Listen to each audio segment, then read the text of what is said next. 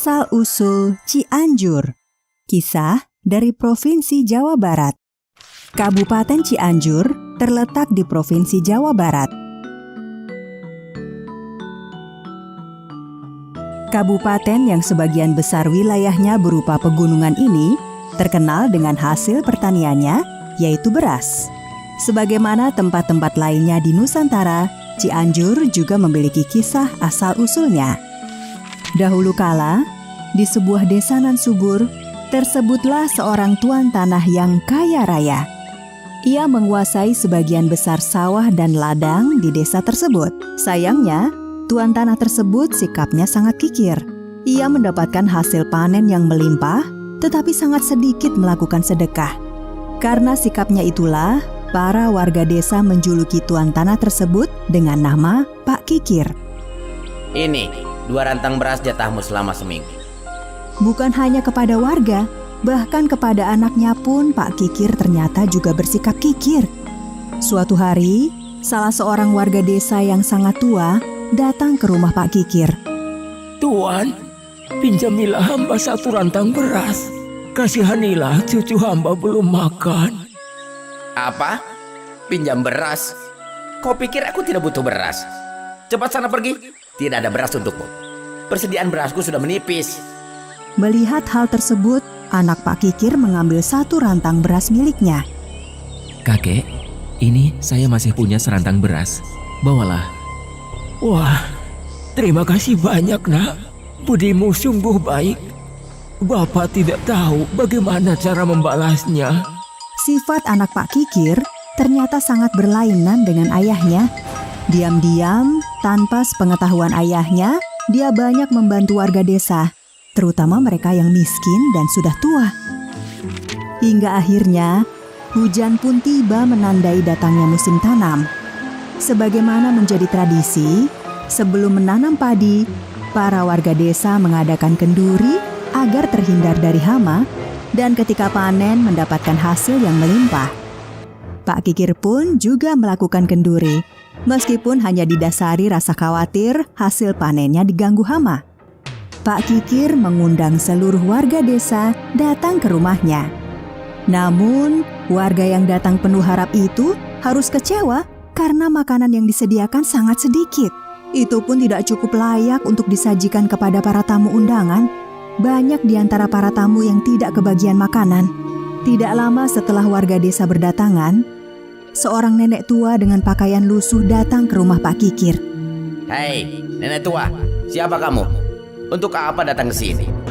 Maaf Tuan, saya ini hanya sebatang kara, hidup dari belas kasihan orang. Kiranya Tuan sudi memberi saya sedikit nasi. Dari kemarin saya belum. Tidak ada nasi untuk. Cepat pergi dari sini. Lihat, kepada nenek tua renta itu tidak punya kasihan. Padahal hartanya berlimpah. Kenapa dia susah sekali ya bermurah hati kepada sesama? Sedikit nasi saja Tuan, sekedar pengganjal perut. Sudah kubilang dari tadi, tidak ada nasi untukmu. Pergilah cepat, atau aku akan mengusirmu dengan kekerasan.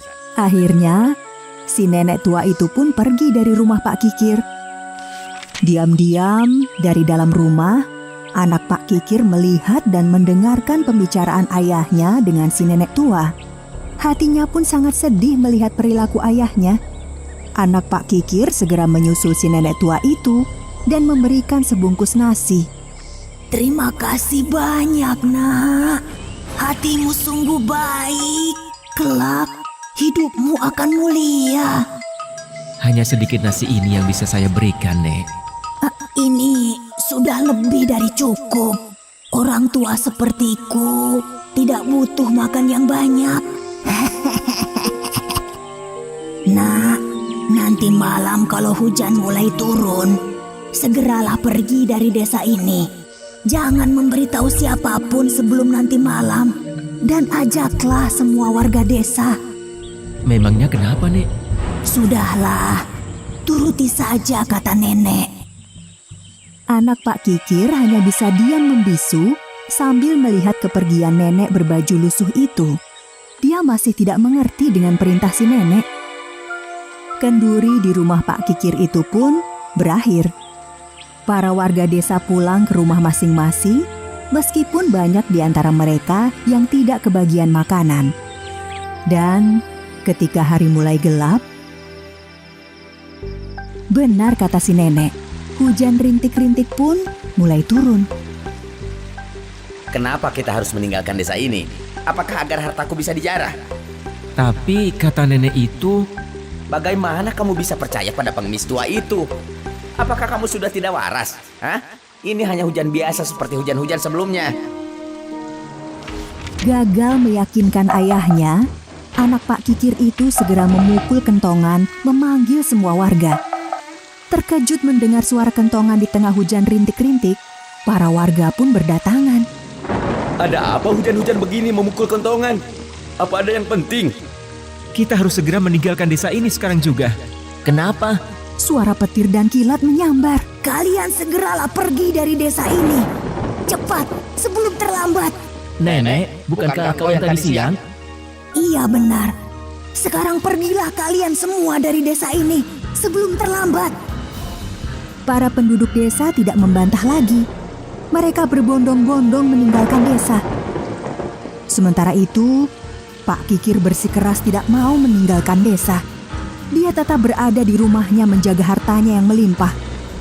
Hujan semakin deras, disertai kilat yang menyambar-nyambar. Pelan-pelan, air mulai membanjiri desa tersebut. Ketika air semakin meninggi, Pak Kikir pun mulai panik. Tolong! Tolong! Namun sudah terlambat. Pak Kikir tenggelam bersama semua hartanya. Pagi harinya, dari puncak sebuah bukit, para warga desa melihat desa mereka yang sekarang sudah tenggelam dan berubah menjadi danau. Mereka semua sangat sedih. Meskipun masih sedih karena desa mereka tenggelam, para warga desa itu pun segera mencari lahan baru. Anak Pak Kikir diangkat menjadi pemimpin desa. Di lahan baru tersebut, anak Pak Kikir membagikan tanah secara adil kepada semua warga. Para warga sangat menghormati dan mematuhi perintah dari anak Pak Kikir. Mereka pun bergotong royong membangun saluran irigasi. Dalam perkembangannya, desa tersebut menjadi makmur dengan sawah-sawah yang subur dan saluran irigasi. Desa tersebut kemudian dikenal dengan Anjuran, karena warga yang mematuhi anjuran pemimpinnya. Dengan sistem pengairan yang baik, desa tersebut kemudian bernama Cianjur. Ci dalam bahasa Sunda artinya adalah air.